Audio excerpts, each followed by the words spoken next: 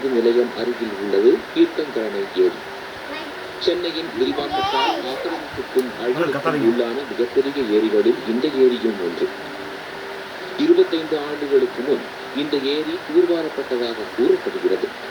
2015ஆம் ஆண்டு பெய்த கனமழையில் இந்த ஏரி நிரம்பி ஊருக்குள் வெள்ளம் புகுந்தது.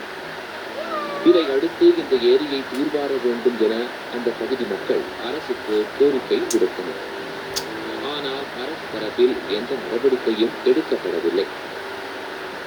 அதனால் தீர்த்தங்கரணை பகுதி இளைஞர்கள் ஒன்று சேர்ந்து ஏரியை தூர்வார முடிவு செய்தனர். வாட்ஸ்அப்பில் நம்ம ஊர் ஏரி என்ற பெயரில் ஒரு குழுவை உருவாக்கி 150 இளைஞர்கள் வரை தற்போது இணைந்துள்ளனர். இந்த இளைஞர்கள் தங்கள் பணத்தை செலவு செய்து தீர்த்தங்கரணை ஏரியை இயந்திரங்கள் மூலம் தூர்வாரி வருகின்றனர். ஏரியில் கொட்டப்பட்டுள்ள கோழி கழிவுகளை தாங்களே அகற்றி வருகின்றனர். நாங்கள் தொழிலாக பிறந்தவங்க, நான் சின்ன வயசுல இந்த ஏரி வந்து ரொம்ப எவ்வளோ சுத்தமாக இருக்கும். நான் பிறந்த சின்ன ஸ்கூல் படிக்கணும்னா இதோட இந்த இடம் தான் எங்கள் தமிழ் லொக்கேஷனாகவே இருந்துச்சு. ஆனால் இப்போ நாங்கள் தெரிஞ்ச பிறகு நாங்கள் எப்போ பார்க்கணும்னு வச்சுக்கோங்க குப்பைகள் நிறைய ஓகேரா இருந்துச்சு. அதனால் வந்து ஏரியோட அளவு ரொம்ப கம்மியாகிடுச்சு. அதனால் நாங்கள் என்ன பசங்க சேர்ந்து இதை க்ளீன் பண்ண ஃபஸ்ட்டு க்ளீன் பண்ணிட்டு இது பண்ணலாம்னு சொல்லிட்டு ஸ்டார்ட் பண்ணோம். அது மாதிரி இப்போ நடந்துட்டு வேலை.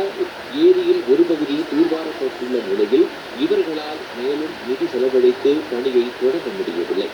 அதனால் அரசு, தன்னார்வ தொண்டு நிறுவனங்கள், தனிநபர்கள் தங்களுக்கு உதவ முன்வர வேண்டும் என கோரிக்கை விடுத்துள்ளனர். கரை வந்து பலப்படுத்தி ஒரு வாக்கிங் பிளேஸ் மாதிரி இங்கே பண்ணி விட்டு இங்கே இருக்கிற வயசானவங்க வந்து ரொம்ப உதவியாக இருக்கும். நாங்கள் இங்கே வாக்கிங் போகிறதுல எங்கேயோ போக வேண்டியதாக இருக்குது. எங்கள் இடமும் கிடையாது.